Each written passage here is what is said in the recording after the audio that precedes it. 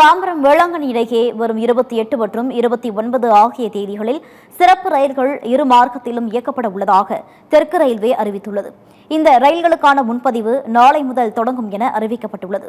தெற்கு ரயில்வே வெளியிட்டுள்ள அறிக்கையில், தாம்பரம் வேளாங்கண்ணி இடையே வரும் 28ஆம் தேதி இரவு 11:50 மணிக்கு தாம்பரத்தில் இருந்து புறப்படும் சிறப்பு விரைவு ரயில் 29ஆம் தேதி காலை 7:45 மணிக்கு திருவாரூர் நிலையத்தை சென்றடையும் என்று தெரிவிக்கப்பட்டுள்ளது.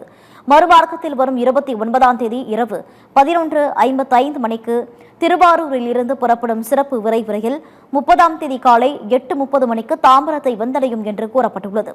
சிறப்பு ரயில்களில் 2 குளிர்சாதன வசதியுள்ள 3 அடுக்கு பெட்டிகள், 12 தூங்கும் வசதியுள்ள பெட்டிகள், 4 பொது 2ஆம் வகுப்பு பெட்டிகள், 2 சரக்கு மற்றும் பிரேக் வேன்கள் ஆகியவை இணைக்கப்பட்டிருக்கும் என்றும் தெரிவிக்கப்பட்டுள்ளது.